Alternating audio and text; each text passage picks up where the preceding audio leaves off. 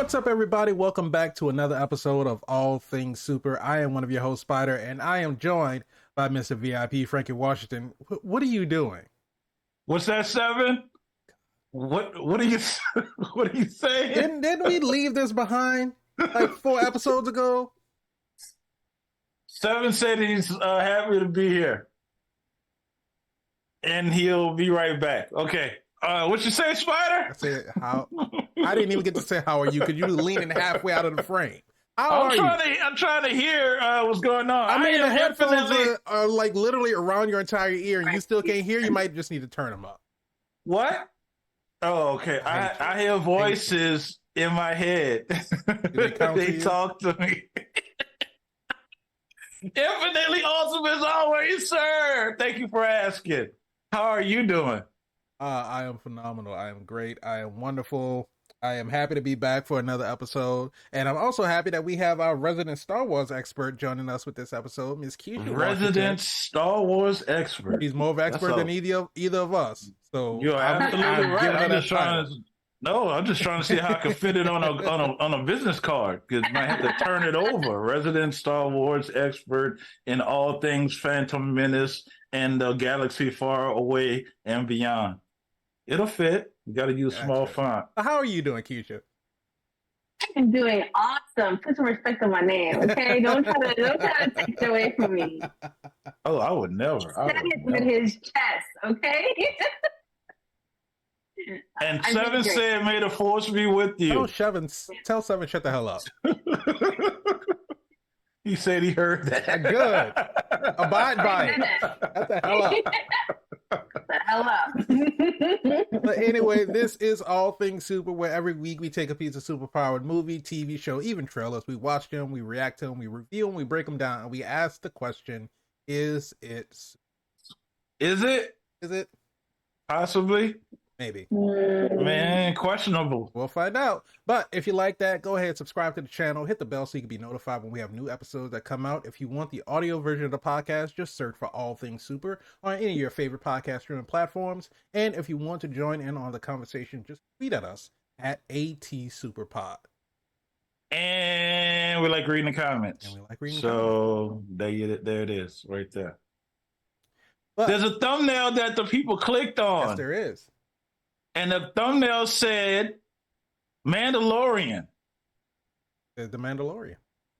So I guess that's what we're talking about. And Mr. VIP hasn't even seen the thumbnail yet, and he already knows what it says.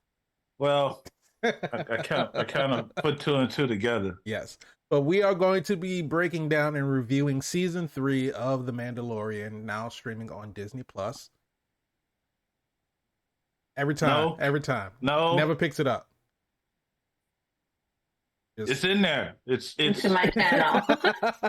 Yeah, right. That's what I need. The wand. And you're watching Disney. I saw a tweet today that said that when Disney stopped doing, hi, I'm, such and such, and you're watching Disney Channel. They say after they stopped doing that, that was the fall of Disney. The Disney Channel stopped. Really? That's what some people think. I believe it. I'm with the conspiracy theories. I believe it. Huh. But I think that was when we started aging up out of the Disney. Can you really ever age up out the Disney Channel though? Because I mean, as far as Disney Channel proper, I would say yes. We can watch old shows that we used to watch. Mm-hmm. The only reason I say that, not for us. The only reason that I say that is because we have an IP like Super Mario Brothers. Mario, it's me, Mario, and I, as a gamer, got to a point where, they had Mario out, and then you had stuff like Resident Evil, So right. I was like, ooh, zombies, bust heads, Resident Evil, way more adult content than Mario. And I remember saying out loud, I need Mario to pull a gun out or shoot a mushroom or something and get real hood with it. And Mario did not grow to where I was growing. It stayed family friendly. Right. So over the generations, again, we just reviewed Super Mario Brothers. I can go back and appreciate Mario because I played the games. So you never really grow out of Mario is what I'm saying, or grow out of Disney or something that has an IP. Well, I think it's not that. It's just the channel on a whole. Yeah. It's not catering to us anymore. That's why I say you can watch the shows that we used to watch because, you know, we love nostalgia. That's how they get us every single time. But I don't think it's catering to us anymore. We've aged out of Disney Channel. Yeah, I can agree because I don't watch none of that. Yeah. There was, but no, in my defense, I wasn't watching it before. I wasn't watching like That's So Raven. I wasn't watching whatever else was on there. The Proud Family, Hannah Montana or Montana Hannah. I wasn't watching any. What was the other one? Justice there something. Was so many of them. I did like Kim Possible though. I like Kim Possible. Mm-hmm. Yeah, Kim Possible. Call me. I was gonna beat me anytime, reach me. Now we're gonna have a copyright strike. But yeah, so we're talking about just let it come in right. You know, Disney on top of it. Disney will take a video down with the quickness. You copyright their material. Well, I do not own rights.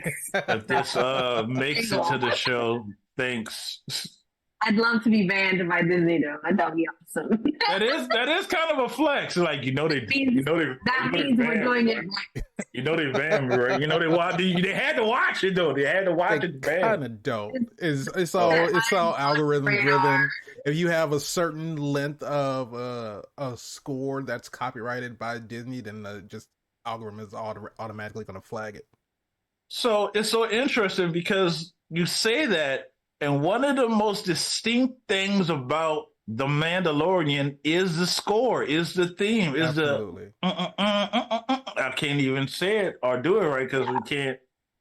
Every time I thought you could say it in conversation, though. I mean, yeah, you can say it and you can hum it. I'm just saying you can't like play the actual track because then you might get a flag for copyright infringement. So like us singing it or singing any type of songs, it's not gonna get stricken down. Because I mean, even people who sing covers of other songs, you know, it's not copyright infringement because you're altering the song in a way where you're not reproducing the exact. I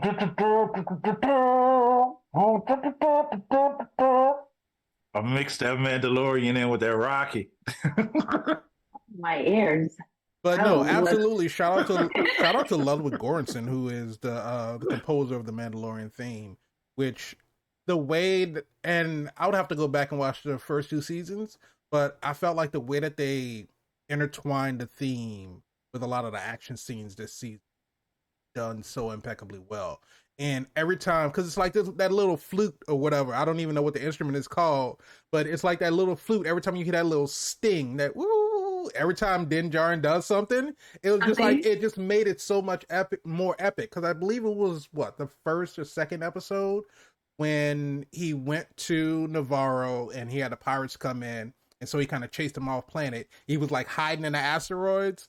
And then when he would pop out, every time he pop out to take one of them out, the little flute went off. I was like, that's like almost so Western. Yeah, it's like almost Batman level type shit. He's in the shadows, he just jumps out, takes one, and then kind of scurries away. And they're just like looking around like, oh shit, what's going on? You know it's going down when every time he does something and his little score comes on, it's like I get excited, like, ooh. Yeah, absolutely. Not yes.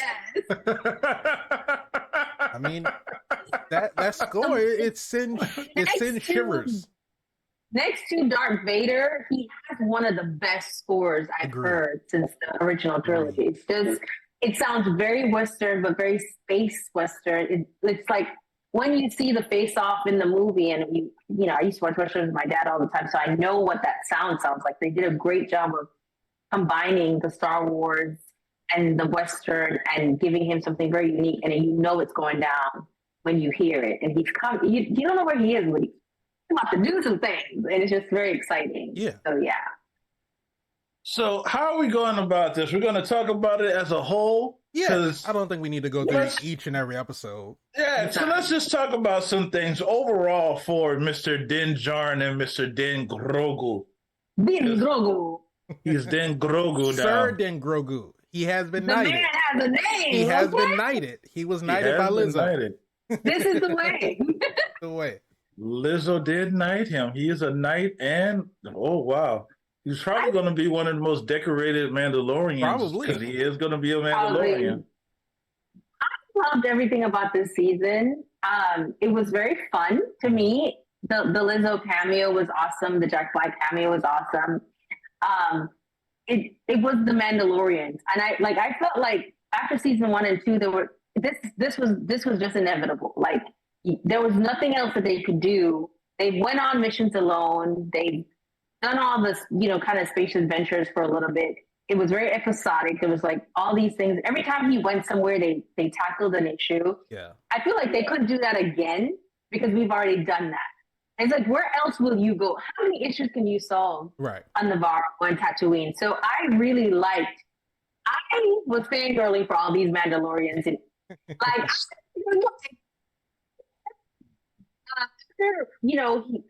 Boba Fett was in the pit. Like it was like, so we didn't really get to see, this is everything. And if you watch the animated series, then that's good, but I never did. I was more the movie fan. So to see this in live, all the things, all the weapons, like everything, them flying and how badass the Forger was. This was just a great, and Frank kept saying, oh, we should rename it The Mandalorians. No, it is perfect the way it is because it was inevitable. We had to get to this point. Like, what was the whole purpose of this if not to, see more Mandalorians? And I know the fanboys were creaming, seeing all of that. Like, it was just really awesome the way they did it. I loved everything about this, and I know it had its issues, right? But for the most part, for people who wanted a big screen Mandalorian after Boba Fett just ended up in a pit, and then Sarlacc's pit. Yeah. It was just really good to see what they were capable of and what it would be with this new technology and the CGI and everything. And it was just done really great to me. And everybody that knew the Bo-Katan story from the animated series, seeing that come to life, that was just great. So I did love everything about this. And it was not without its issues, but it was great to see how badass these Mandalorians were and what they were capable of, and to see that come out live. And then Moff Gideon, who's also my other favorite villain after Darth Vader, seeing him come back and seeing, the fact that they're not gone. No. They're still Imperial. It was just like, I was just super excited. They stole it.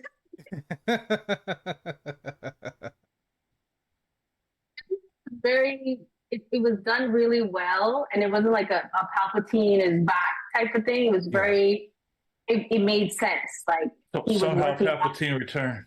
Yeah, again. All of this is happening in between, before the sequels. But it was a great reveal that he was the big bad. I think he was awesome in the last season when he did. When he was introduced with Bo-Katan and he was trying to steal the Darksaber, Grogu, and the Darksaber. I feel like it was a great tie to see him again and then see him in all this Vesper. It was just really, really great, and I really enjoyed it. And I'm gonna let y'all talk now. So sorry. No, you're absolutely fine. So in recap, and let's talk about this real quick. The Black Saber is destroyed now, isn't it? The Darksaber potentially is destroyed. Yeah. Potentially. Mm-hmm. Why are we saying potentially? Because it could be rebuilt.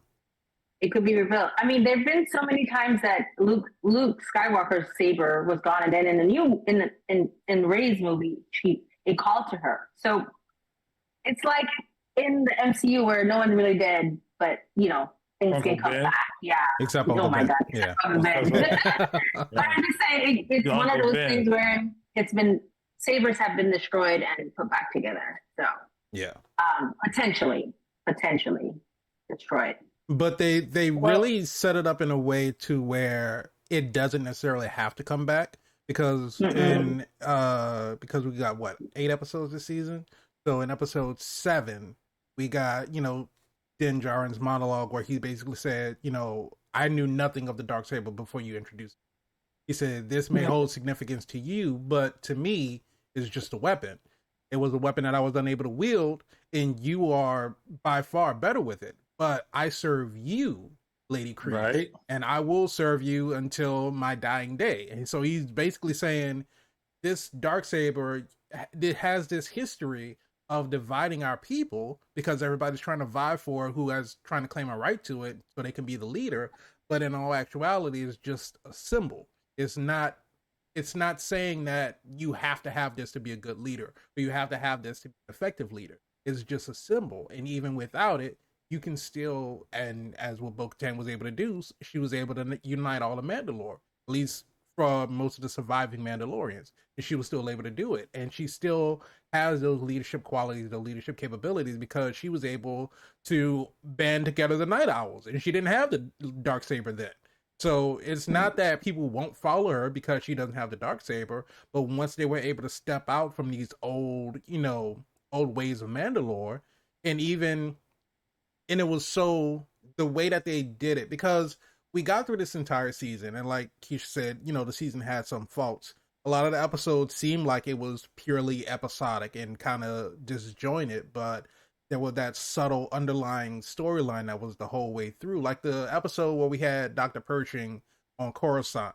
Like that entire episode, it started off with Din and Bo-Katan getting into that dogfight, and then they just warped into hyperspace, and then we were on Coruscant for the rest of the episode. It was like, I remember watching the episode, I was like, well, are we going to find out where they went? Because the last thing that Mando said was like, oh, I'm sending you some coordinates. And Bo-Katan was like, well, where are we going? And he was like, well, somewhere where they can't find us. And they zipped off, and we went straight to Coruscant. And we were on Coruscant for like 40 minutes. And I'm like, wait, well, where did they go? And that entire episode, and we end with, General Pershing Dr. Pershing getting his mind wiped, and the spy or whatever, I forget her name, but she's kind of like, she double-crossed him and everything. So I'm like, okay, so where is this all leading to? And then the next episode, we pick up with Din and Bo-Katan, and now they're with the Watch, and I'm like, okay, so we just want to ignore everything we just had in the last episode? And pretty much. And it's not until we get to those final few episodes where it all started to come together. I was like, oh, that's who that was. Oh, okay, so this is starting to make sense. Oh, and yeah, we were kind of talking about last week when we were on Guardians of the Galaxy rewatch, how that's a good episode. Y'all should watch that episode. Go back and look for that. How we as viewers, because of the nature of streaming services, and how we used to be able to get entire seasons all at one swoop, so we could just watch everything, so we could get that, satisfaction of where the entire season is going to go all at once. And now that these shows have reverted back to this weekly episodic format, we as viewers have grown impatient. We have this expectation of, oh, I need all of my questions answered right now, and we've lost the desire to be surprised. Because and like we were saying in the last episode, when we were talking about Guardians of the Galaxy, we're coming off of all of these monumental performances, these ensemble movies, we're getting these big events that happen. And now after those big events are over, when you narrow it down to just a TV show, where everything isn't a monumental event. It's not a galaxy-ending event. It's not something that's very detrimental and is going to put everybody at risk. There was these small episodes throughout the season. The episode where they were in the Dome City, when they went the episode with Lizzo and Jack Black. It was very contained to that one episode. Now, they went to get the Night Owls in order to try to bring them back to sort of integrate them with the other Mandalorians. But if you take that part of it out of the episode, because that was only like a real small part of it, but they were basically doing, I saw a lot of people comparing that to like a Law and Order episode. They were really doing a procedural detective work. Right. They were doing procedural detective work, talking to suspects, getting clues, and I really... Did I say that when we were watching it? Oh, it's giving Law and Order. Yeah, and I really enjoyed the episode because it showed like Din and Bo-Katan and like this buddy cop dynamic. They left Grogu. Grogu was out of the picture, and so it was just the two of them, and it showed how they are both of these different mindsets. Like Bo-Katan is of this more progressive mindset outside of the root of Mandalore. I can take my helmet off. That doesn't, negate who I am as a person. It doesn't negate it doesn't diminish my Mandalorianism. Exactly. And Din is still following the old ways. He has to go bathe in the water. It's a new word. Your Mandalorianism. But Din is still of the old beliefs. He wants to bathe in the waters of Mandalore to restore his honor and restore, say his creed and all this other kind of stuff. Sipping that Kool-Aid real hard. But that's not. Go ahead. And what I was going to say is it's a difference between Bo-Katan, who grew up on Mandalore, and Din Djarin, who grew up on the moon, right? So he had never been to the actual planet. So everything that he knows is stuff that has been told to him, and everything that he's learned growing up is just this is the way. So he only knows how to follow the way, where you have someone like Bo-Katan who lived it and saw what happened to our people, saw, the Empire come and just basically wipe the entire planet out. And, that wavers your faith a little bit, because basically you do everything that your religion, because basically Mandalorian is almost is a religion, essentially, but you do everything. Their weapons are part of their religion. Yeah, there was a lot of religious aspects to some of the episodes too. Yeah. And so you do everything that your religion asks you to, and you believe that you're faithful to it and everything should work out in your favor. And then you see firsthand everything doesn't. It literally goes the exact opposite. And it's like, well, why should I believe in this anymore? Why should I have faith in this creed that we've taken if we've done everything that has been asked of us and we still get annihilated as a people, right? So you put those two together and you see how they work, and you see where Bo-Katan is kind of like trying to be diplomatic, going to the different robots and the androids and trying to, question them, where you have Din, who's like, we don't have time for this. There's no time to be conversational, and starts to threaten them. And you have this conflict of leadership styles. And I think Bo-Katan was able to kind of learn from that. Because you remember back in season 2, she was more of the forceful, I'll beat you up so I can get what I need to get out of you. Because they were kind of like the bounty hunters or the mercenaries type thing. And we see Axe is still, following the whole gunfire thing. And so just seeing that dynamic between the two of them, and just in that one particular episode, I thought it was really good to be able to see that balance. And then we get into the penultimate episode, that 7th episode, where Din basically says, I'm here to support you. It's like, even the whole thing about him, giving her the Darksaber. And he basically was that like, right there. Mm-hmm. I don't want it right there. That right there is when I said that this is no longer a Mandalorian show, because like Keisha was saying, the show had evolved from being a weekly episodic show. What planet he's going to go on, how much danger is this baby he's going to be in, what's going to happen, is the baby going to save him? We now have a bigger storyline going on, which was uniting the Mandalorian people.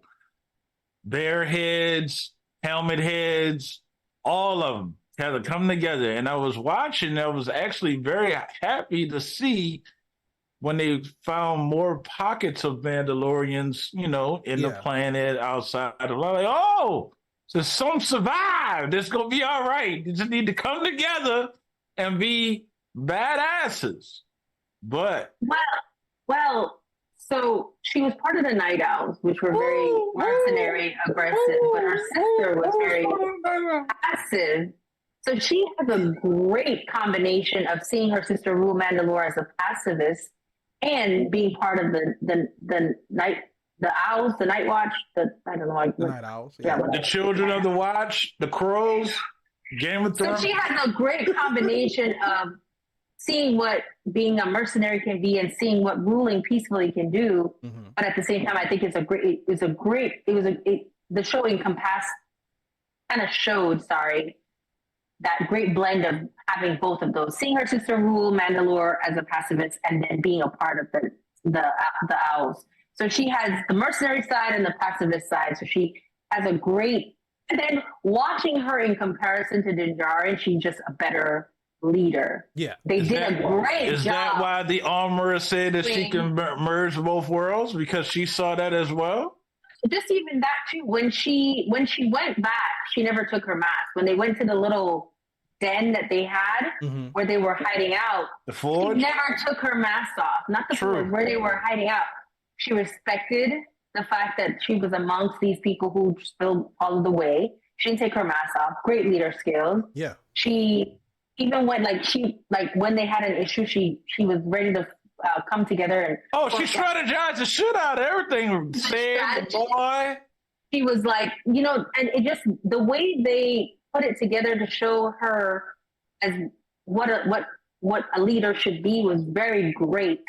And in a way, they shitted on Din Djarin. Yes. That's just not him. He's a loner. He's not part of any community. Let's be honest. Din Djarin should have died like 3 or 4 times this season. They did. Yeah. I don't even know why. We don't even need him in this, really. It's the Bo-Katan. Wow. We're going to do Pedro Pascal like that. I mean. Go ahead. We're good. We got Bo-Katan Creed. We good, okay? Bro, it was nice knowing you. Thank you so much for your service, sir. But it's okay. You gotta leave. Thank you for your service. Wow. You ready to send him to an early retirement? Damn. She said, I need you on The Last of Us, and that's all I need you on. Why don't you go hang up that Beskar and clock out? Yeah, right? Take that hard hat off. Take care of that other baby you got. Okay. Ellie! Better. It felt like the way it was as the Mandalorian, I would be okay following Bo-Katan Kryze. I'd be okay following Din Djarin and Grogu. It was just done that way. But the way she was able to come in and really, it just felt like she was a natural leader. And then from the time when he went to her home planet, and she was like, just wave that shit around and everybody will follow you, to where it was to where she was like, it wasn't as important to her at the end, was just an awesome depiction of how she's grown throughout these episodes. Absolutely. Somebody said this is the way. Yeah.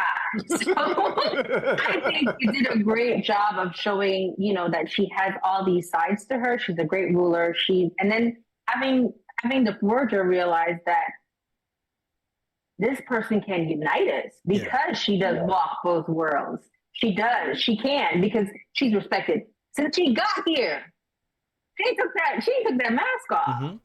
No, because they say that she had been redeemed. Right. Yeah. And even before, because she jumped in the water to go save Din Djarin and saw the damn mythosaur.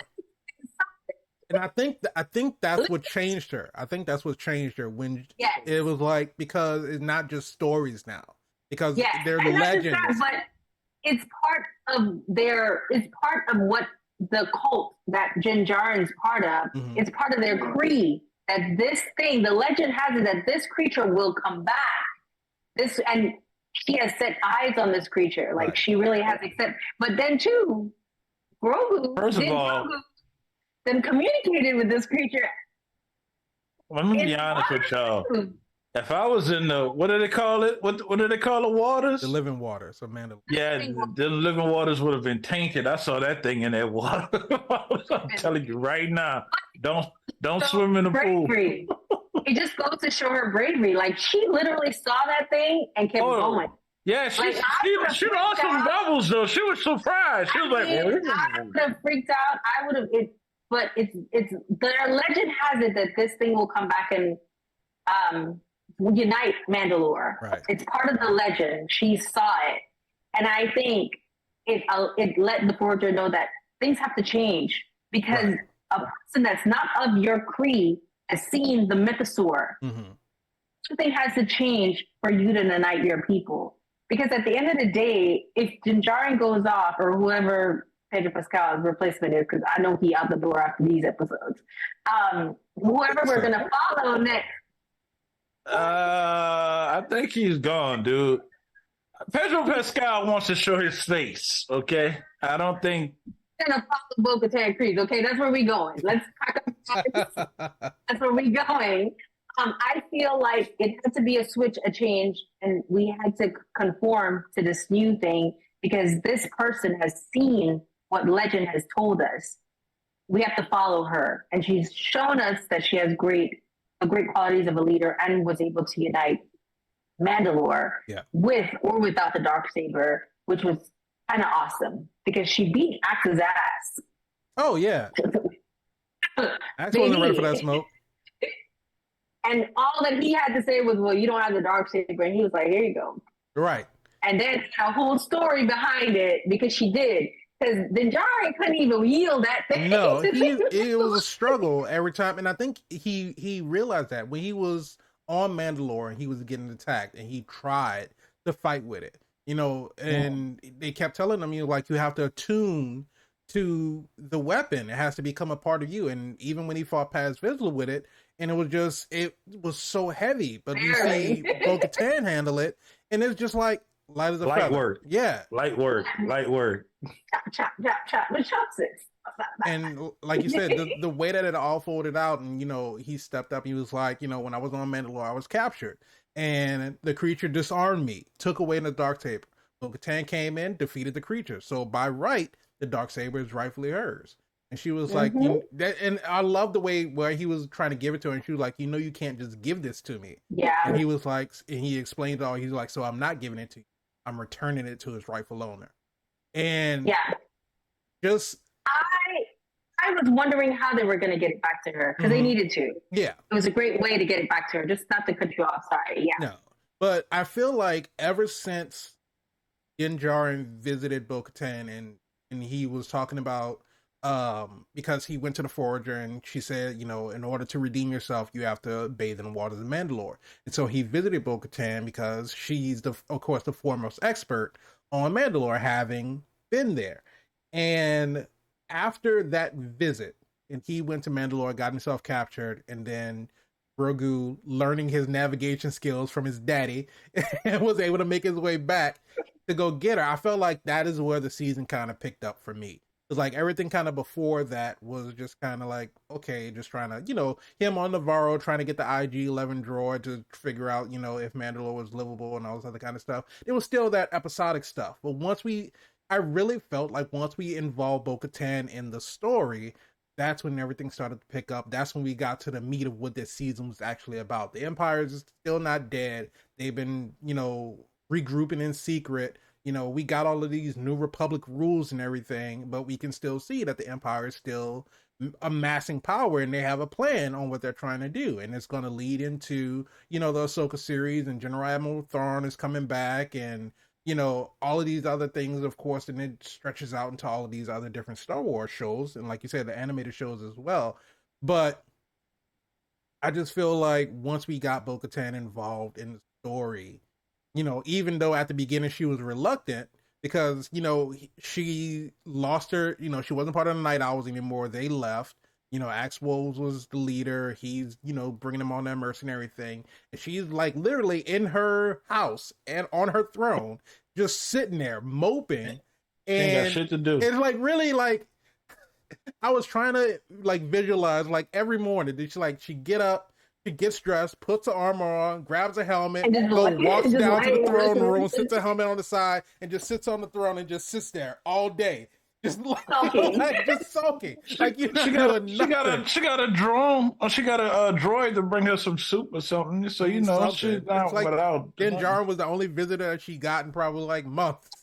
But here's what I'm saying. It's clear at that point in time, and like you just said, Spider, it's no longer the Mandalorian show. It's the Bo-Katan show. But she's still a Mandalorian, though. She's still a Mandalorian. She is a Mandalorian. It's not the testicular Mandalorian but that I think that still a Mandalorian. But the thing about it is like, I don't think I stand for Bo-Katan Kryze. I don't think that Kryze. I don't think that the show was ever supposed to just be about Din Djarin, because we were introduced to the other Mandalorians pretty early on, and we know that he's not the only Mandalorian, but being as he's part of this sect of people, these Mandalorians, I think the show could be, even going into future seasons, it can be about Din Djarin, it can be about Bo-Katan Kryze, it can be about, somebody else from the Watch, or, from the Night Owls, or it could be eventually just about Grogu. Because the only reason that Grogu's not a Mandalorian right now, because like the forwarder said, he can't say the oath. He's too young to say the creed. He's too young to be a Mandalorian. Does. It's a spin-off. He's getting there. He got adopted, okay? He got adopted. Right. He did get adopted. But Grogu has been more verbal this season than he has in any other season. Not about a droid. Yes. Not about a droid. I'm talking about like actually making noise, like actually trying to speak. Yes. There was the one scene where they were, I think that's when they were landing, trying to get the rest of the Night Owls to join them, and they were getting ready to land, and John was like, "This is the way," and then Bo-Katan was like, "This is the way," and then you heard Grogu in the back go, "Patu!" Like he's trying to get there. We're gonna lose our shit when he starts to talk. It is gonna be. Yeah. First words better be daddy. That's all I'm saying. If they want these ratings, they better be daddy.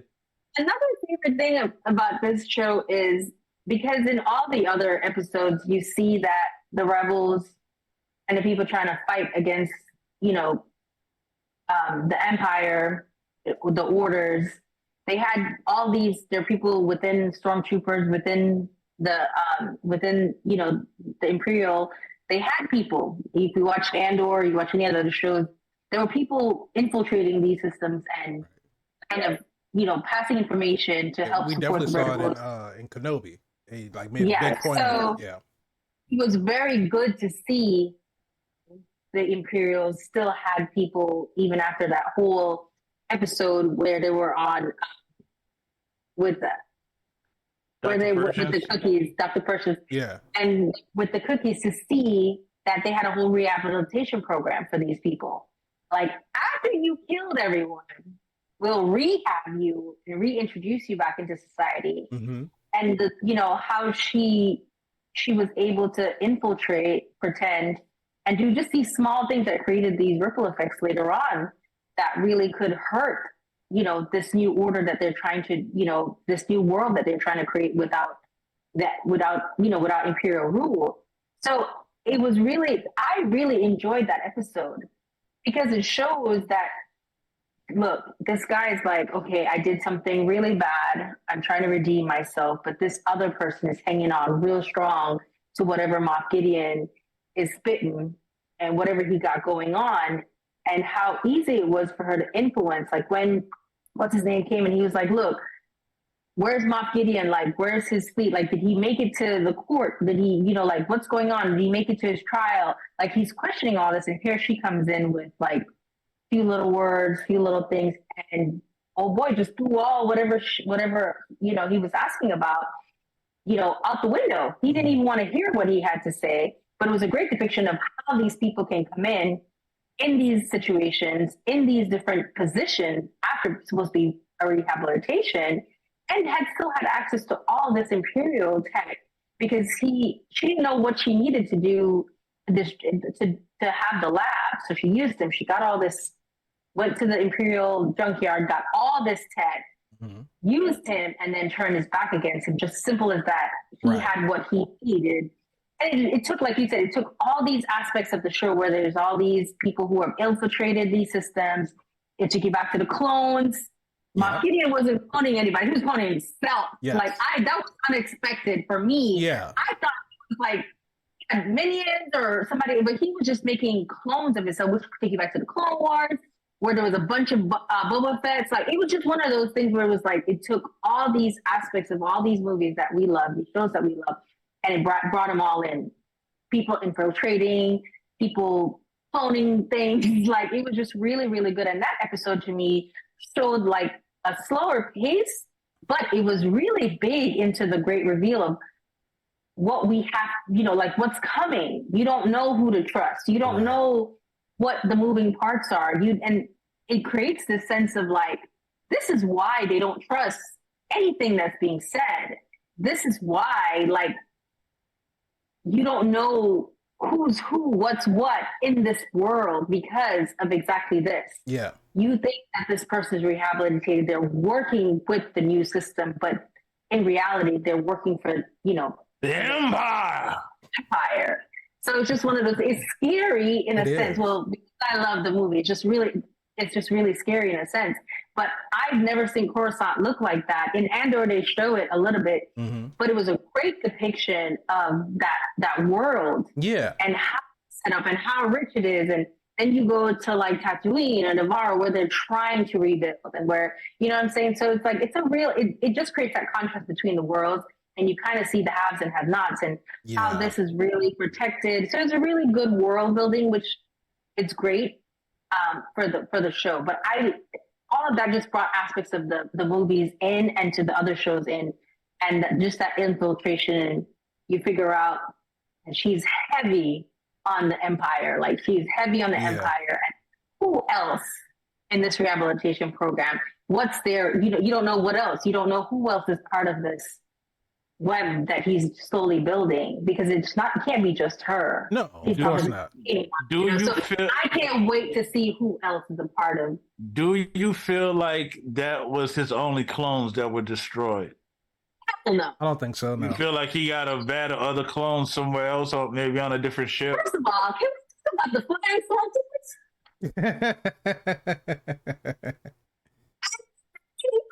Better than. Yeah. No, they really did. They when they came out, and there was just the reveal of them, and they were looking at it, and it was like, is that other Mandalorians? They're like, no, that's not Mandalorians. They stole all their tech. And so it's the way that they, of course, they titled the episode. You had the pirate, you had the foundling, and all this other kind of stuff. And the episode where they were trying to retake Mandalore was titled "The Spies."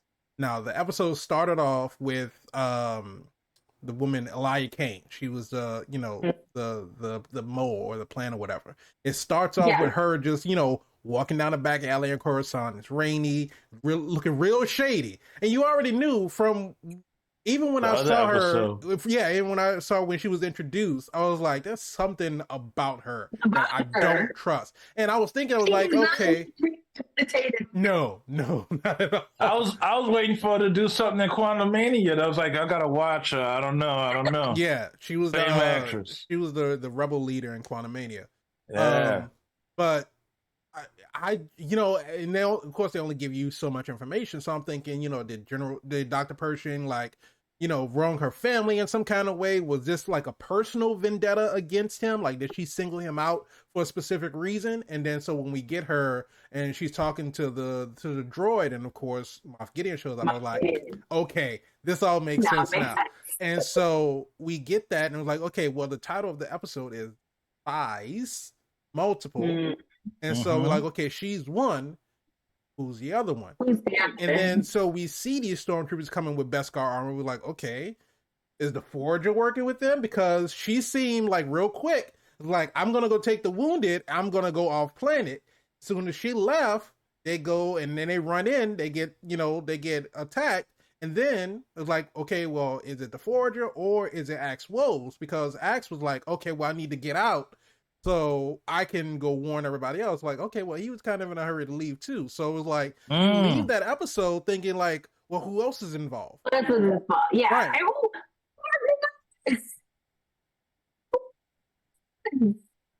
Who's making all the weapons? Somebody had to make. I mean, we only seen the armorer make armor. Yeah, we've only seen the armorer make armor. We haven't seen anybody really make weapons, but yeah, we've only seen her. She was the only one. So she's the only one. It lends you into that. But then you think about it, like, when would she have had the time? Because she was always at the cave. It's not like she ever left, at least as far as we know. And how else those shipments going to come in and out? So I don't think there's somebody else on Mandalore that's helping. There was somebody else. And the thing about it is, we don't know how long they've been on Mandalore. They could have been on Mandalore since the very beginning, because the survivors on Mandalore, they were, pushed underground. And, if they have the same mindset as Din Djarin did, the plane is cursed, it's unlivable, it's uninhabitable, they're not going to go up to the surface. They're going to stay where they are. And they basically say, we dug underground and we survived the only way we could. And so nobody else is going to the planet. And you would think that that's probably really why the Empire glassed the planet in the first place because they know that they had the Beskar minds. And the only way they could get to it was to eradicate an entire people, commit genocide, wipe out the Mandalorian, so that way we have positive control of the minds. So they've probably been there since then, and so they've had plenty of time to mine Beskar and to create these, armor. But was Moff Gideon working alone? Because we know that he requested backup, but why aren't any of the other stormtroopers all outfitted in Beskar? Why was his like this only this elite commando guard? Yeah, this smaller group that was working with him. Guys that actually know how to shoot. Yeah, exactly. He had the top tier. He had the Green Berets and stormtroopers. But in reality, that's how the stormtroopers are tiered out.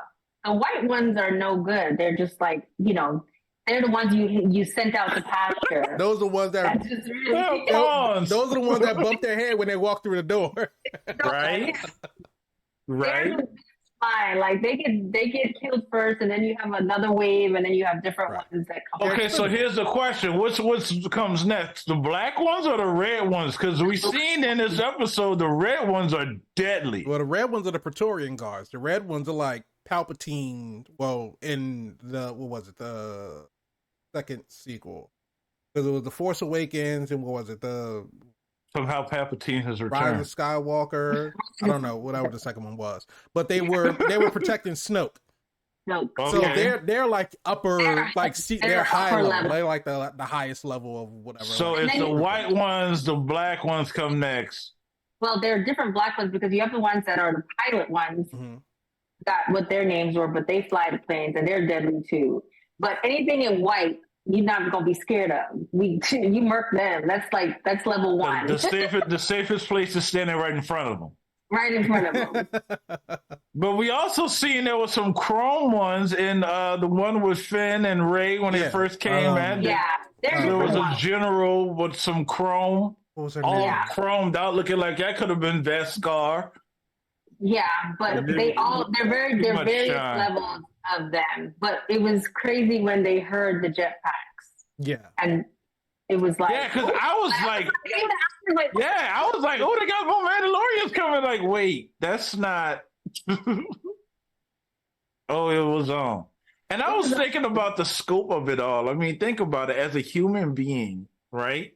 If you were eradicated or ran off of your planet, Earth, you're gone, and then you're on another planet, Tatooine or Bazaria or wherever, and they're telling you could never go back to Earth again because your whole planet is poison. It's just,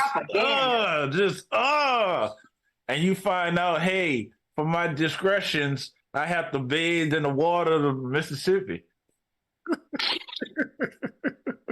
So I got to go back down to Earth. Mississippi. Got to get that mud on you. So I go back down to Earth and find out that they're mining minerals and all kind of resources. And he has to be there. He's been there since season.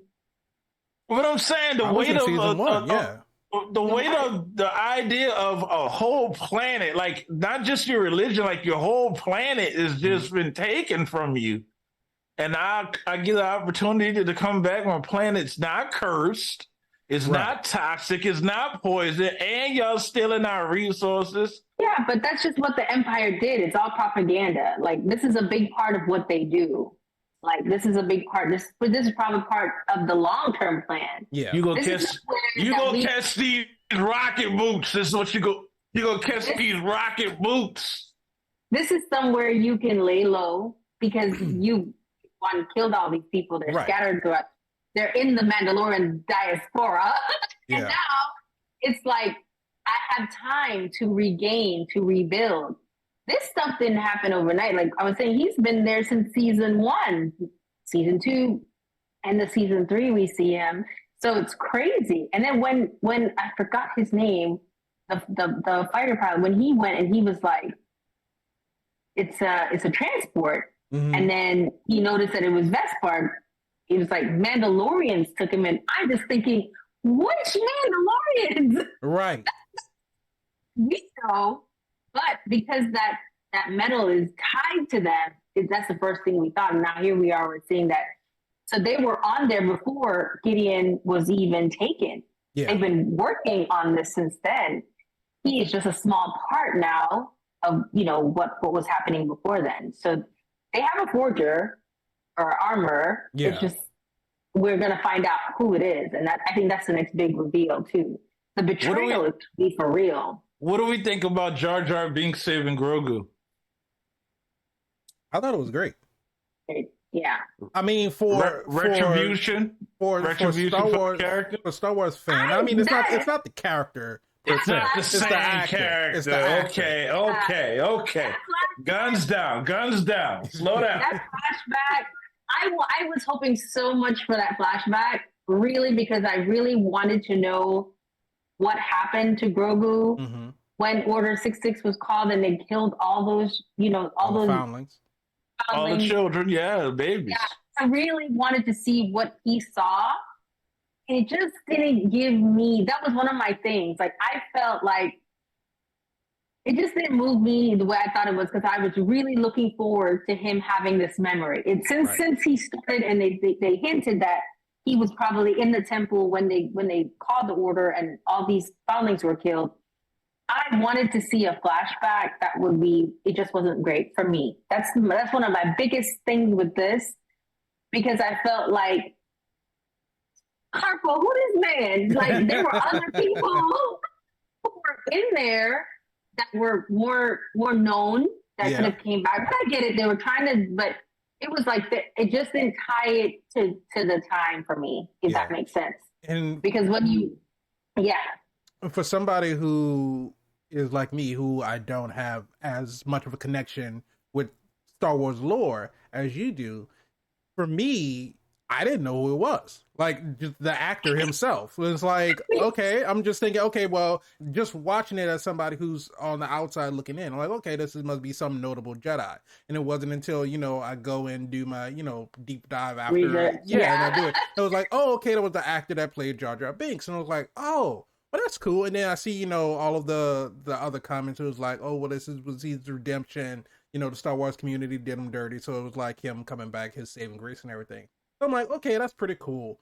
But I mean, the whole fact about the whole Jar Jar Binks thing is like, you know, people endlessly shit on the prequels and they shit on Jar Jar Binks and how he's a trash character and all this other kind of stuff. So having the actor who played him come back, you know, and has now cemented his legacy, you know, as a Jedi character.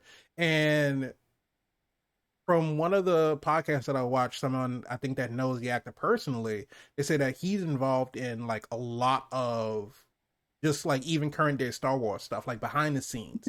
Like he does like a lot of stunt performances and stuff like that. So he's like really active in actual like Star Wars production.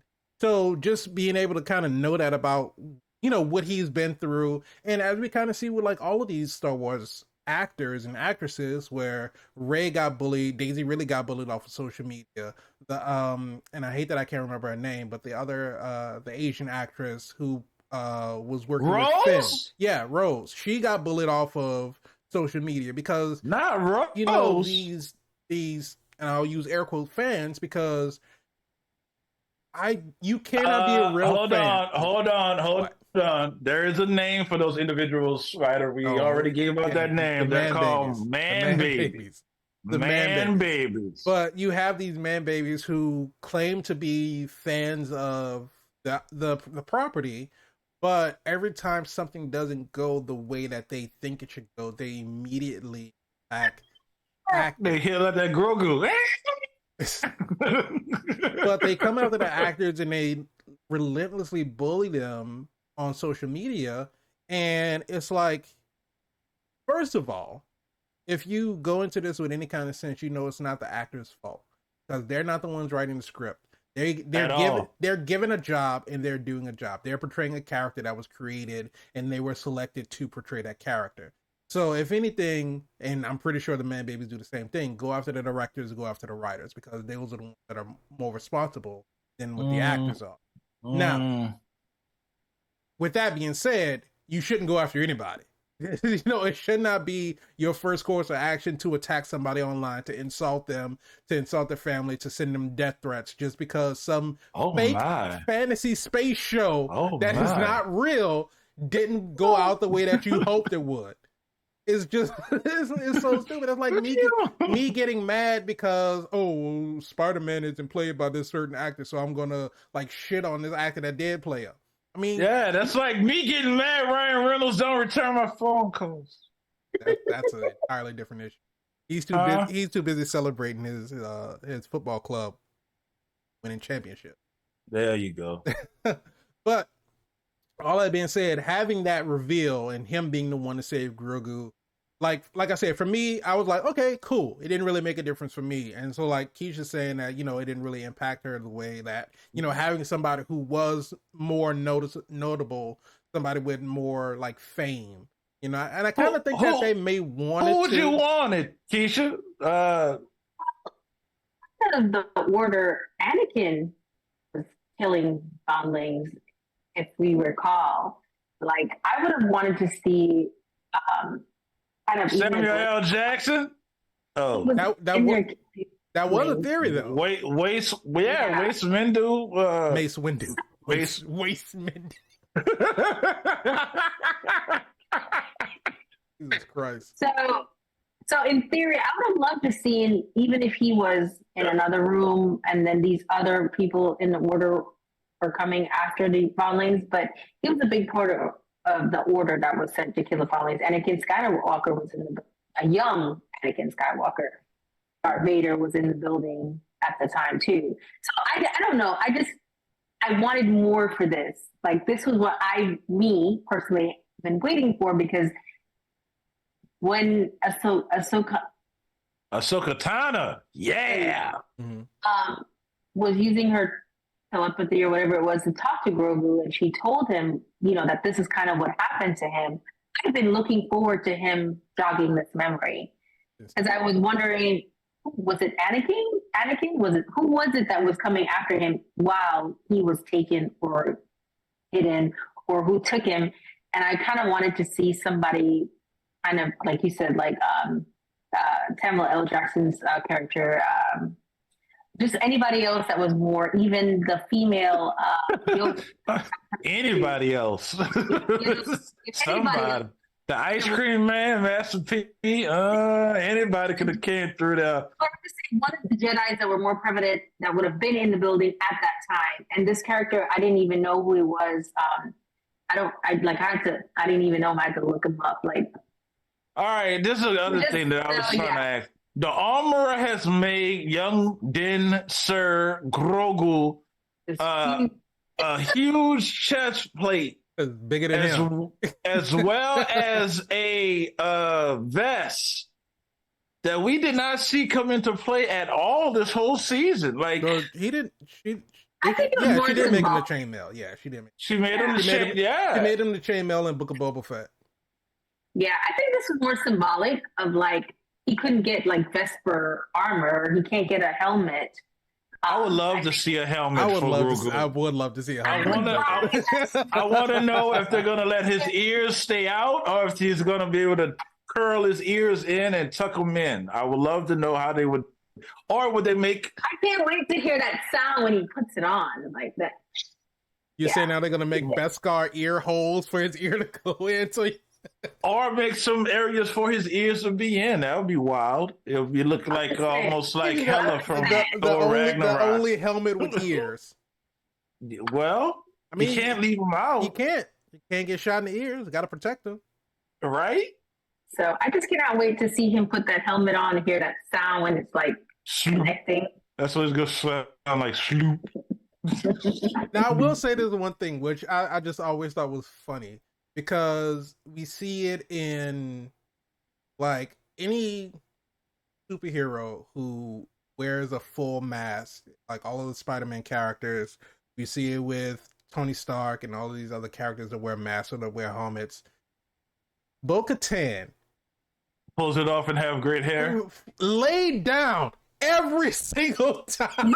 In season one, her hair was shorter and it got messed up. Yeah, the first time. She got shit about it, and this time she was like, "My hair cannot be fucked up in this show." Every time she took that helmet off, hair was flat, not a single stray, nothing. I was like, I don't know how she does it, but she got that. I don't know if she got to she got to take it off a certain way. If they got a silk cap underneath the helmet, or something. You got to twist it. You got to twist it. Come on. When she was introduced, that was not the case. Her shit was fucked up. Yeah. He was like, y'all not gonna have me looking stupid out here in these streets of Navarro. It was in the rider, okay? She's like, first of all, in my contract. No, but when she was first introduced, it was kind of jacked up and it was a lot shorter. Yeah. Her hair was a lot shorter. And I think she just got a more like stiffer wig because it don't move. It does not move. It does not.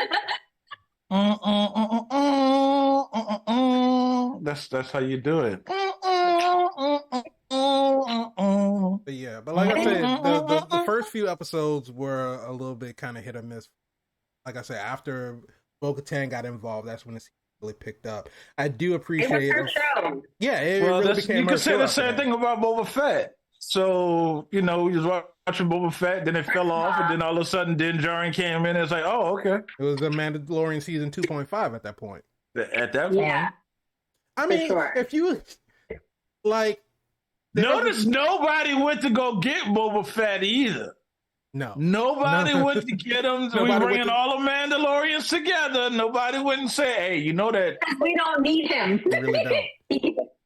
I mean, if you have a show, and because even with the Mandalorian, like I said, with the episode of with Dr. Pershing, they started off with Din Djarin and Bo-Katan at the beginning of the episode, and then for the most of that episode, they were on Coruscant and kind of dealing with the reintegration program and everything. But if you have the Book of Boba Fett, where you literally have, what was it, at least 2 episodes that Boba Fett wasn't in at all. At all, no. Like literally, like you can if you can take the titular main character.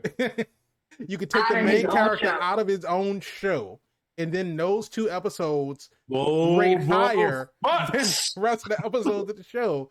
Yeah. Because even though Bo-Katan did her thing, Din Djarin was in some way or fashion in the show, mostly getting caught or trapped or need saving. Yeah, they downgraded him a whole lot this episode. Now I understand that they had to downgrade him to tell an overall story. Yeah, I don't feel like it was done to like shit on him purposely, but I feel like he was done to show who Bo-Katan was in reality. She's just badass. Like she really is. She really is. Like, I'm being Bo-Katan for Halloween. Like that's it. That's my costume. Honestly, if they turn the Mandalorian into, I know they won't do it, but if they would have turned it into, and this is just for me personally, if they would have turned it into like the Law and Order procedural cop show with just the 2 of them, just kind of going around and like investigating cases and stuff like that, I would watch that. Yeah, even their interaction, like when they got to the planet and she was just talking, like explaining to him, like, I took the oath, I got plenty of gifts. Like just their interaction was like probably better than most episodes we watched prior to, where Pedro Pascal didn't say very much. You know what I mean? And I think it was just really good. Yeah, I think it's a testament to, because now Pedro Pascal has a scene partner. Because most of the time it's him with Grogu, and so he kind of has to explain everything. Right. He has to explain everything to Grogu, and then we get into some action scenes, and he's like, are you okay? And that's all you get. And so most of the things he has to kind of act on his own. But now he has somebody to play off of. And it's not to say that he necessarily hasn't, because in season 2 we had, Timothy Oliphant, the little sheriff, and then that other girl that got canceled.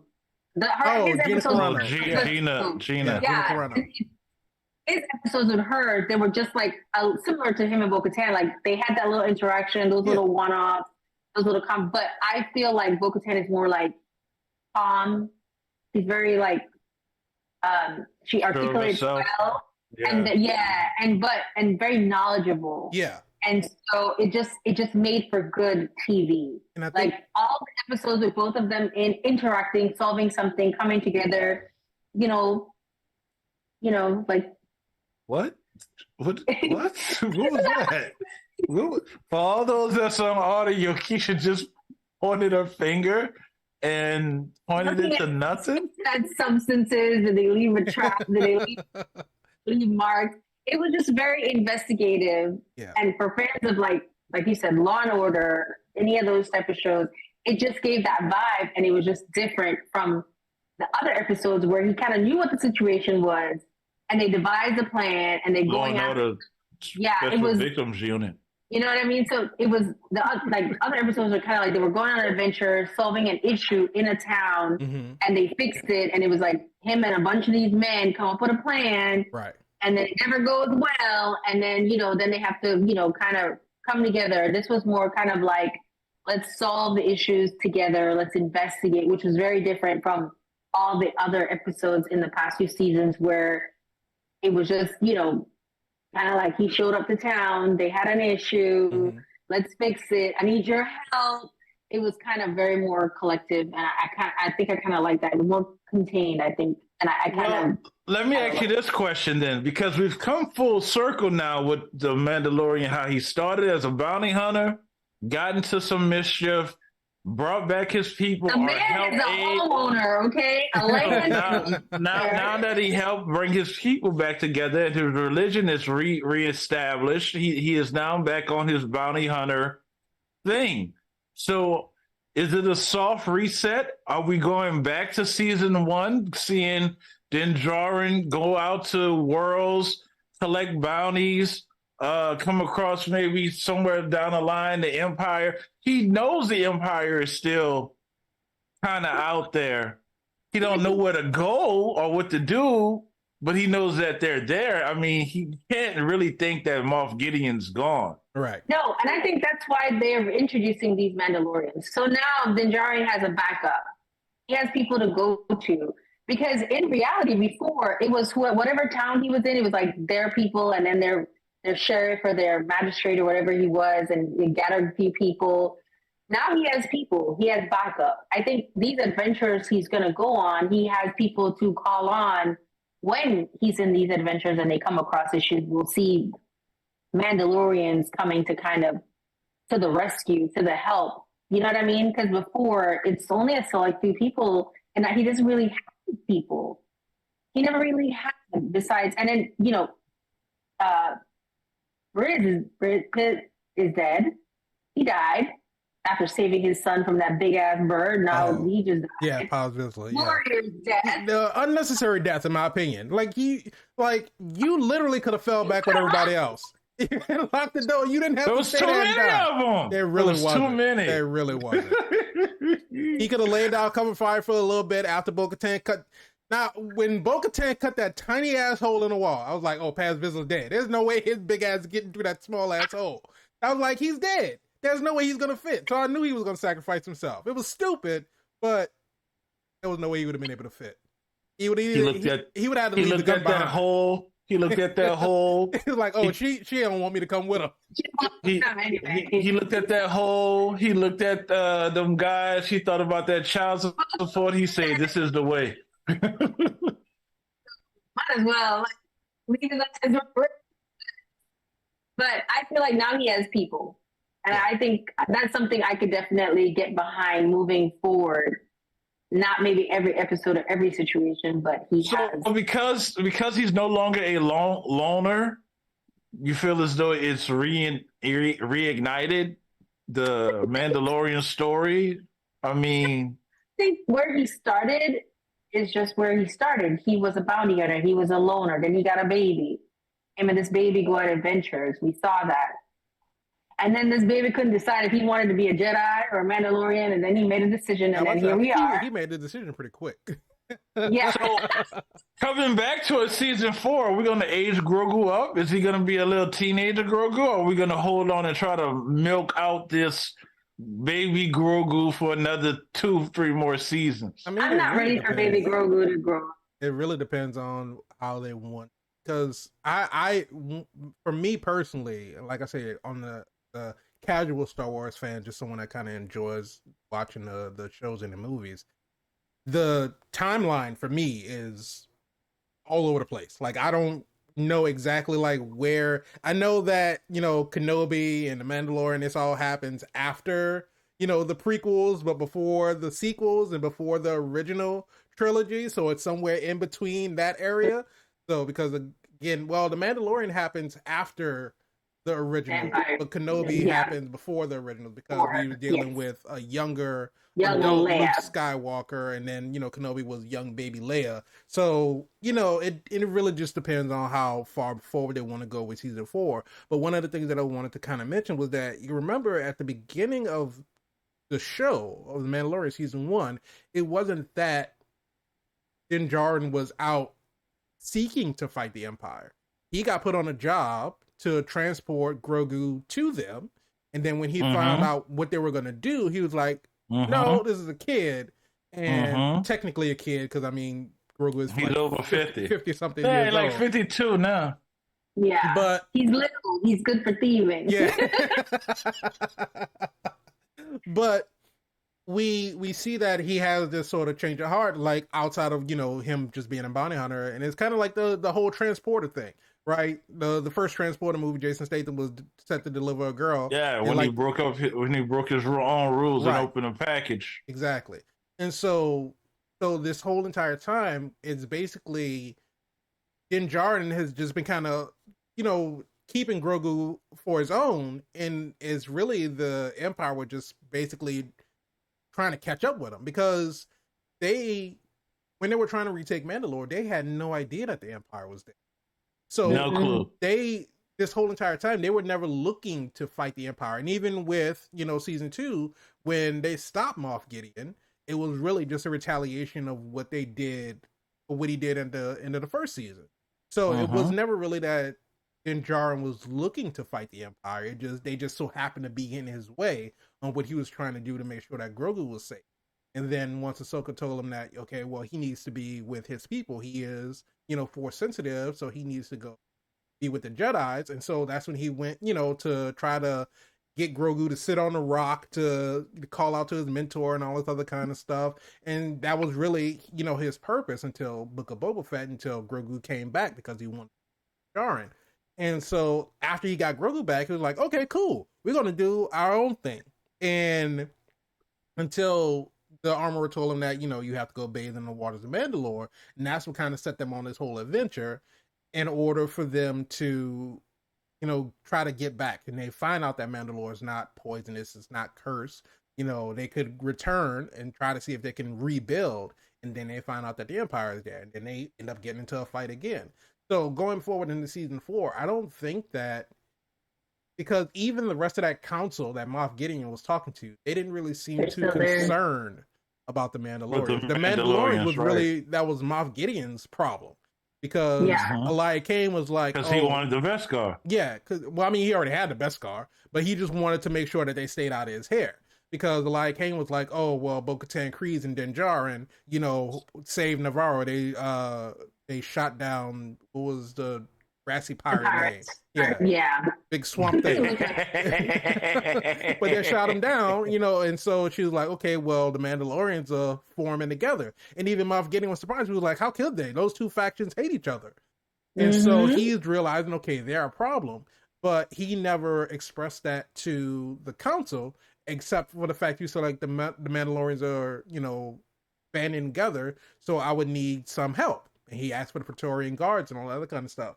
But other than that, the rest of that little Legion of Doom Security Council thing, they, you know, I don't think they really, I don't think they really care about the Mandalorians, because I don't think they really knew what Moff Gideon was doing on Mandalore. And so once they might find out, oh, okay, well, Moff Gideon is dead. But is he? That's why I said, okay, for audio listeners, I use very expressive air quotes, dead. But, you know, once he's dead, and, you know, they're going forward with their plans, because we know in the sequels, we have the whole Starkiller base, the First Order, and all this other kind of stuff. So they're We know because of future movies that they move forward with what it is that they wanted to do. And Moff Gideon's plans didn't really factor into what they were. So I don't know what they're going to do with season 4 of The Mandalorian. And they, like you said, they could go back to where we were in season 1, where it'll be an episodic thing where he's just going from planet to planet hunting down bounties. But it could also, because he, talked to Captain Teva, he went to the bar and he was like, listen, because he even told him, he said, like, listen, if you ever have any jobs unofficially, you could call me up, let me know, hey, And so they alluded to that, so that might be where they go. But then, like Keisha said, he has the backup. He has the rest of the men. He has somewhere, even though he has his house and his land on Navarro, he has a home planet that he can go to at any point in time where he needs to go, even if he just wants to go and just kick it with Bo-Katan. Like, go let Grogu see Auntie Bo, Because I love the progression of where when Grogu first went back to Bo-Katan and tried to get her so she could save Din Djarin, how Grogu was like in the back with the R5 unit. And as the season progressed, he started riding up front with Bo. He was like sitting in her lap while she was flying. And it was like, she really, like, even though Din Djarin officially adopted Grogu, Bo-Katan kind of like unofficially adopted him too. Because even when they were training, and she was still concerned about him. Like, she was putting a little blaster on his arm. She was like, your dad's just proud of you. He just wants you. He knows that you can do the best. And it was such this little unexpected family dynamic between the three of them that I didn't know that she was going to like take to Grogu the way she did. And that last fight scene, that last battle in the canyon where they're fighting Moff Gideon, and all three of them come through and start fighting and start whipping the shit out of Moff Gideon. And it was so funny because while Din Djarin was fighting the Praetorian guards and I'm watching Grogu, and first of all, he was just like flipping and distracting him and everything while Din Djarin was fighting Moff Gideon. But when it really came down to it, it was like, because Jedi are sort of pacifist, right? They fight only when necessary. And it was really apparent because we know that Grogu has his force powers, but it really was like he really wasn't doing much, but he was just a mild inconvenience. They would get up and he'd just push him and he'd knock them down and they'd fall, and then try to get up and they'd knock him down again. And he was doing the same thing with Moff Gideon. It was just enough to keep them off their feet so they don't overwhelm Din Djarin with their numbers game. And then once he like force push Moff Gideon's like staff off the side of the thing, I was like, okay, you're done for. You about to get your ass kicked for real. But it was so funny because all throughout the these fight scenes, we see that the Mandalorians have this little slide move. And so they go to slide, and they showed a whole bunch of times where Din Djarin slide, Bo-Katan slid, and then they showed Grogu and he did his little slide. And it's just so funny just seeing a little puppet just like, you already don't have legs under this big robe that you have, but you slide across the floor. I'm like, all right, Grogu. He's a Mandalorian. He's learning. Risky business. And they showed that because, like I said, with the whole thing of him taking the ship and going back to Bo-Katan, it was like, really, we know that Din Djarin and Grogu have traveled like a whole bunch of places, but we only really got to see the one conversation of Din Djarin telling him, Mandalorians are navigators. You have to learn the stars. You have to learn where you're going. You have to learn how to read maps. And just after that one conversation, he was able to find his way back to Bo-Katan and then be able to navigate her to where Din Djarin was held captive. You don't think R5 had a lot to do with that? I hear you kind of discounting R5. Listen, he was in the war. Yeah, R5 was in the war. R5 was also he's force sensitive. R5 was also a little bitch and didn't want to do nothing. This is very true. But I will give it to R5. When push came to shove, he was able to do what he needed to do, even though he was getting swarmed by the little mouse droid. I like the one mouse droid came out there and was like, oh, hold up, you doing some stuff you ain't supposed to be doing. And he got kicked, and he was like, all right, I'm about to come back with my. Friends. I was like, well, aren't the mouse droids supposed to like alert someone of authority instead of just bringing back a whole group of mouse droids. I guess they felt like they had that. Yeah, I think they're like, we got this. We got to infinity, the one that got infinity and beyond. We're busy getting our asses kicked by Mandalorians. And that hallway fight scene with the collapsing doors. I remember when Moff Gideon was walking through those doors. I was like, that's a really ineffective way of security. It's just like, it just seems so excessive. And then it ended up playing like against him. Yeah. It does. Like, why you doing set up like that? And it was only to a conference room. It was literally, you got 5 level security doors with armed guards in each one, literally just to go to a conference room. Hey, man. Moff Gideon was doing too much. Moff Gideon out here employing people, man. Don't be mad because they keep giving jobs out. You watch this much section of the hallway. You watch this much section of the hallway. They moved me from door 1 to door 5. I'm moving on up. Yeah, I'm closer to the room now. You know, you way out there at the beginning. Yeah, like for sure, more empire, more imperial empire fights in the future for season 4, because this is not the end of it. They're out there. So definitely a lot more revealed. So I feel like that's going to be definitely a part of the story, introducing more of what they have in store to make their big comeback. And we're going to probably see that. I don't know if I'm down for Grogu being older. I still want a few more years of him being little. But at the same time, I know it has progressed for him to get to the point where he says takes the oath and takes the oath. So I'm looking forward to that. But I'm ready for more Bo-Katan. I mean, Pedro Pascal, sign them papers and just let's move on. Let's move Bo-Katan in. I just can't see. I can't see them moving forward with the show without having Din and Grogu coming back, because I feel like it was such a big part that he's now officially his son. But you just said it. You literally just said it. The relationship he has with Bo-Katan is pretty cool. Yeah, I have to see that. Yeah, I would definitely. I definitely anticipate them revisiting Mandalore and revisiting the Armorer and Bo-Katan and having issues too while they're rebuilding. Yeah. Absolutely, because I would imagine that there's going to be some type of conflict as to how they want to, carry forward. Do we go back to the old ways? Yeah, they're not going to be a part. They're not joining anybody. No, they're going to be like Navarro. They're going to be free, kind of independent. And I think that's probably why he stayed on Navarro. Yeah, and you're going to see. So I feel like where else would he have stayed? He didn't have a place anywhere else. Well, what I'm saying is because then you have to go off and have adventures. Yeah, you have to train your son. But what I'm saying is that he literally could, because I mean, with the jobs that he picked up, he clearly has money. Because especially when Grogu was in his IG-12 droid and he's straight up stealing from the vendor, eating all his food, Din Djarin's like, that's not free, and so he paid him. So he's got money. Is it enough money to live on his own? I don't know.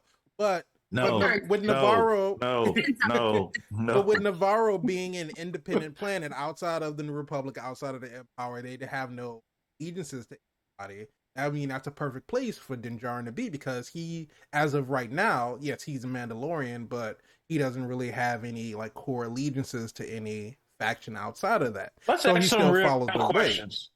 Why do we think this one robot is going to be enough of a sheriff for this planet? This whole planet, this one little sheriff. Oh, the marshal?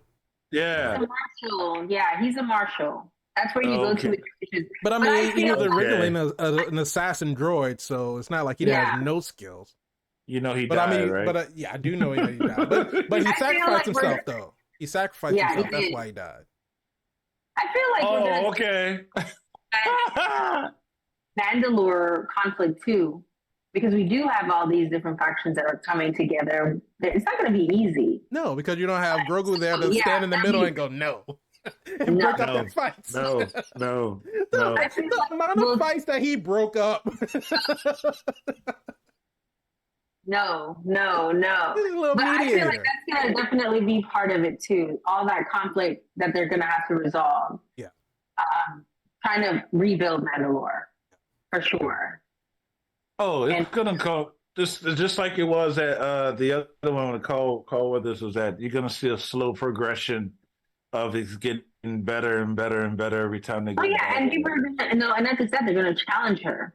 There will be people that are gonna challenge her because that's always been the problem. Who's the true leader? Who's truly uniting us? And Oh, they come from a culture where you can challenge and become ruler. Yeah. So she's gonna have a lot of challenges too. So I think in the I can't wait to beginning, see what that is too. yeah, I think in the beginning because she has the armor on her side, she has axe wolves on her side, and so those are kind of the two sort of de facto leaders of those different factions kind of come together and has upheld Bo-Katan as their leader. So in the beginning, I think that because of course she is royalty, and so they'll follow her lead for a period of time. But yeah, like you said, I think after so long, they'll be like, things were better when the armor was leading things. Things were better when Axe Wolves was leading things, and they'll have some kind of uprising. things were better when I had air conditioning in my helmet. So they do stay cool. They do stay pretty cool. And it will be interesting to see how they move forward with, maybe somebody who was under the Children of the Watch. Maybe they say, well, maybe I don't want to wear my helmet all the time anymore. Ooh. So is that going to make me an apostate? Is that going to get me kicked out if I don't want to wear my helmet? But we saw that, of course, the Night Owls, they don't wear their helmets all the time. Right, just bathe in the water. But the thing about it is like, are they going to change their religion? Not necessarily change religion, but change their beliefs and saying that they can never show their face. Is it going to be an optional type thing?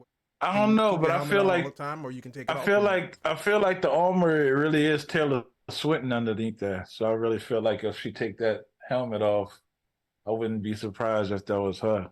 No, it's not. I just want to see. Name's Emily. I know it's not, but I just feel like I just want to see which one of these Mandalorians on Mandalore have been helping the Empire all this time. Yeah, that's what I want. That's what I want to know. Oh, it might be one of those ones that they found. African American. It could have been. Because you would think that at some point, Moff Gideon had to fly make sense from Mandalore. There had to be other ships coming in to have all of those stormtroopers. Because they didn't just, they just landed there one day. Right. Yeah. So get there the day before we came. Yeah. Right. So you would think that they probably have seen the ship. They might have got recruited. I don't know. But somebody's making an armor, and somebody has a forge. Somebody's bending that armor to make weapons. Yeah, somebody's forging. Somebody has to. And it has to be somewhere because they weren't using the Great Forge because they had to light the Great Forge. So it's somewhere. They had to be on planet. Yeah. Ooh, y'all getting me excited about season 4 now. Excited about season 4. Yeah, it's gonna be good if they do it right. Yeah. Well, they return phone calls.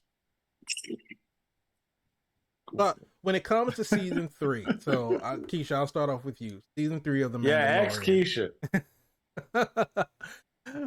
Was it super? It was super, super. I enjoyed this whole season. The highs and the lows.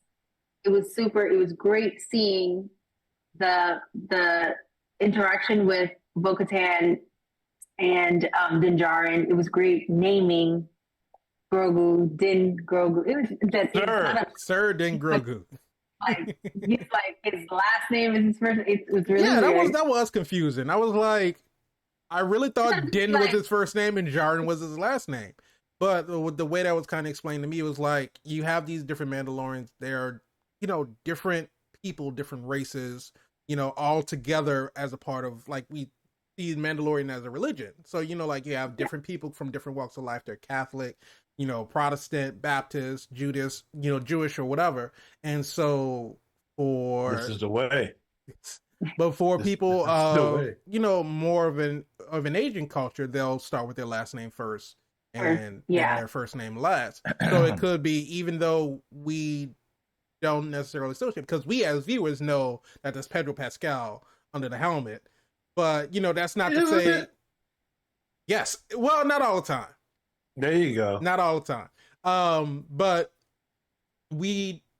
I think that I don't remember. I think it was somewhere in season 1 that he said he was raised as Mandalorian, but he knows who his parents were, so he knows what his real name is and everything like that.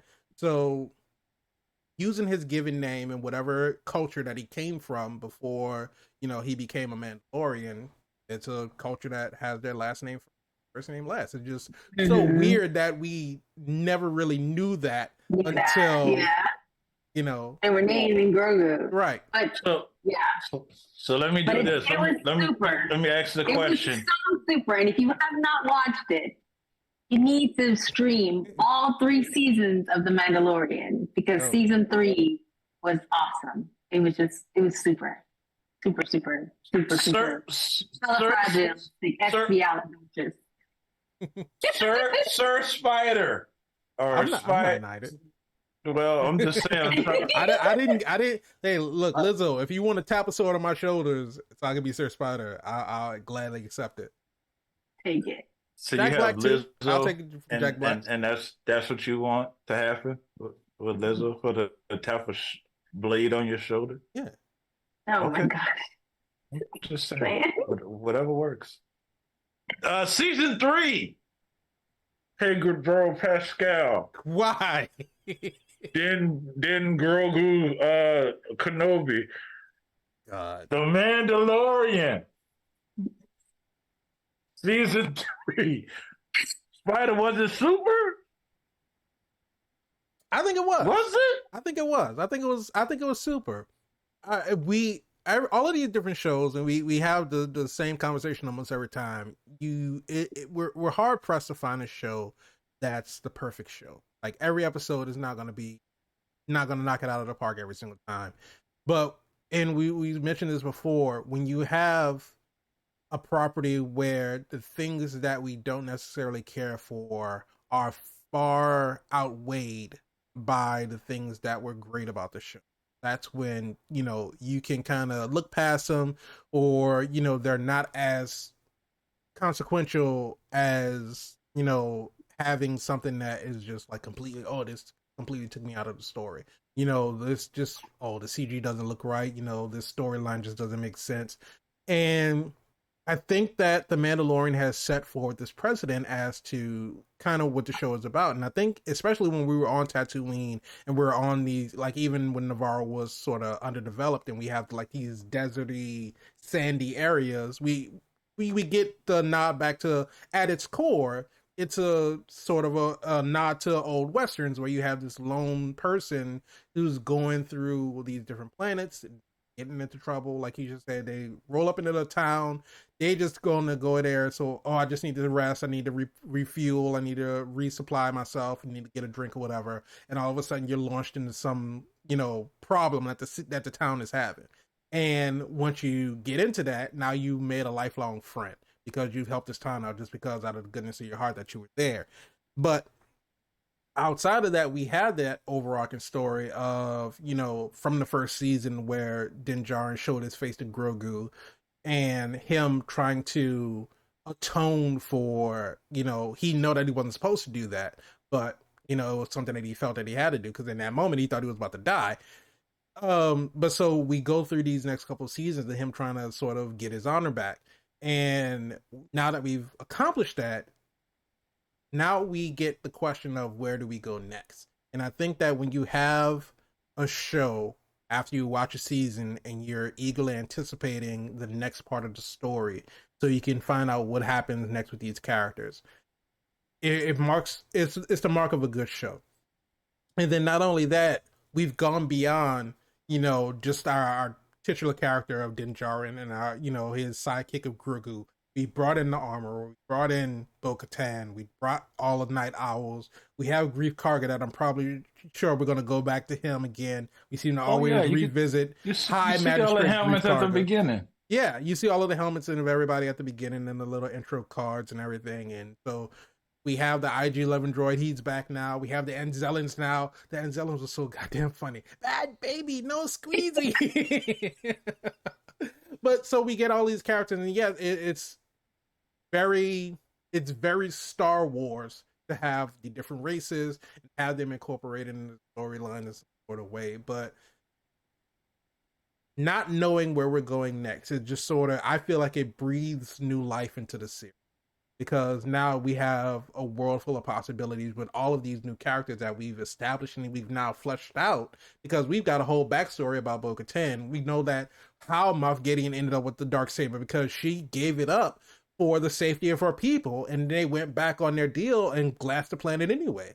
And we see why that is such why was such an important thing for her to get the Darksaber back, because first of all, it never should have really been, in their hands because it wasn't I guess she surrendered, so that she technically was defeated in battle. But as to why that was so important to her, because she felt like she failed and she's dealing with that guilt and dealing with trying to, in her own right, restore her honor because she let down her people, or in her mind she let down her people. And so I love that conversation that we got between her and Din Djarin about how he felt about the Darksaber and everything.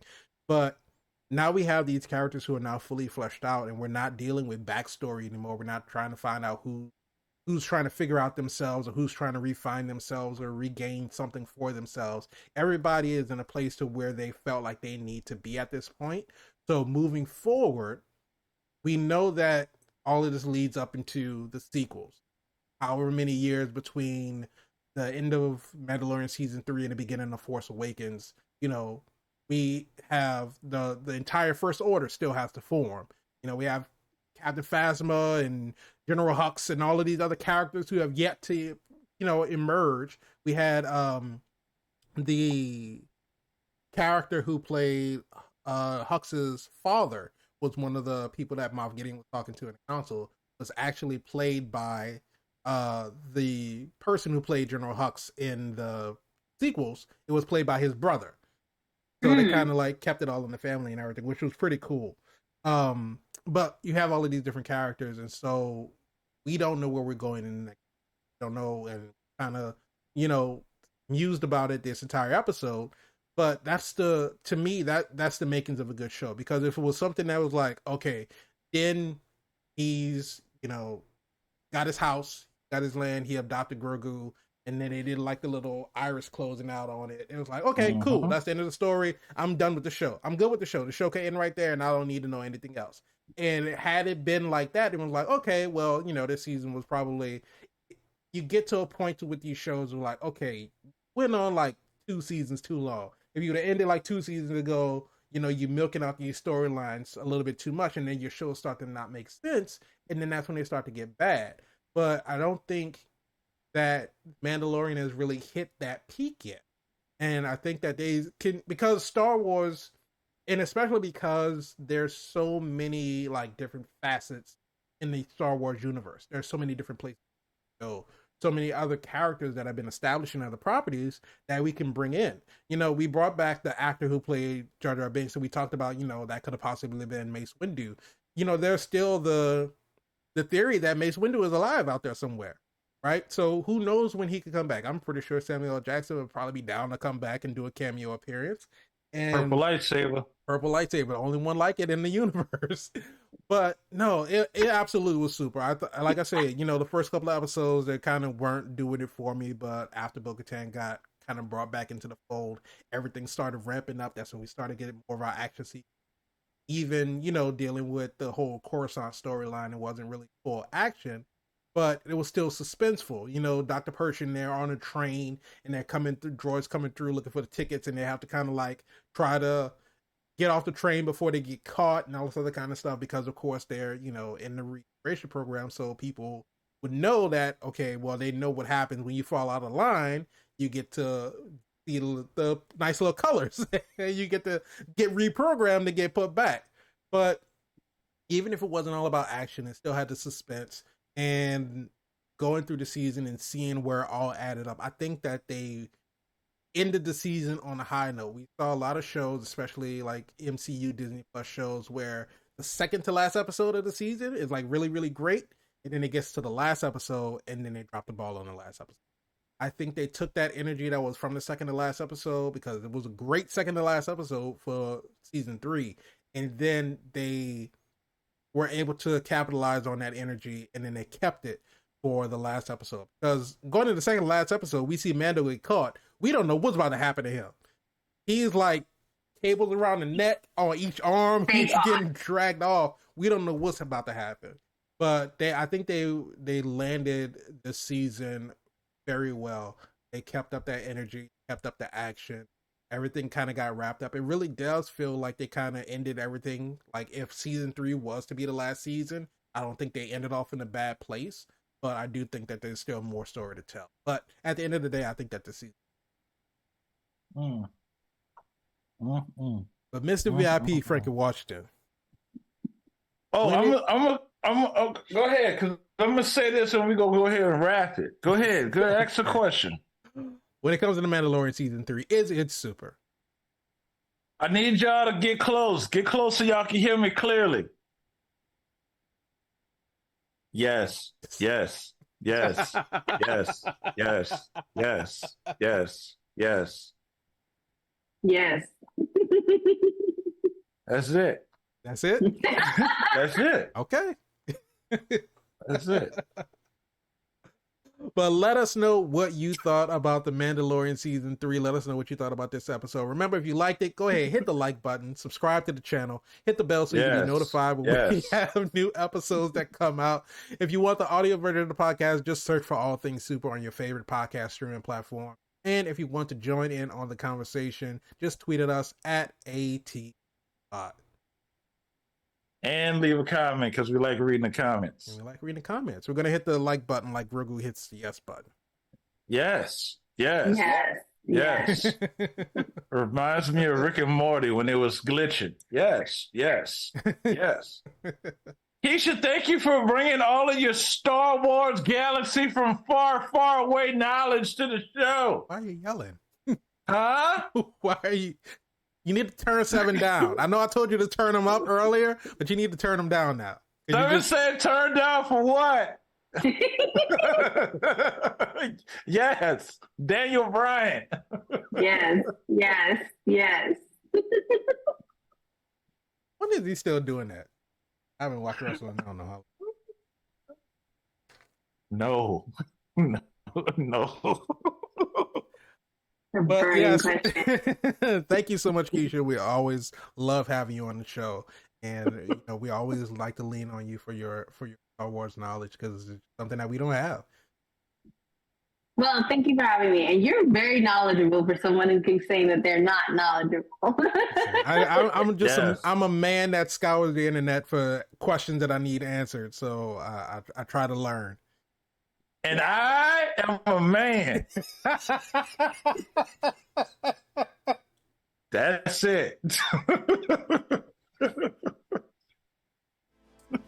Thank y'all for coming. Thank you all so much for joining us this week. We will be back next week with another fun-filled episode. We're going to be doing another review. We're going to be rewatching and reviewing Guardians of the Galaxy Volume 2 to get ready. 2 weeks, we got Guardians of the Galaxy Volume 3. Keisha, are we going to be seeing you back for that one as well? Yes. I'm excited. Excited. Yes. We got to get through Volume 2 first before we get to Volume 3. So come back next week for our rewatch and review of Guardians of the Galaxy Volume 2. But until then, I am Groot. Oh, okay. Bye, everybody.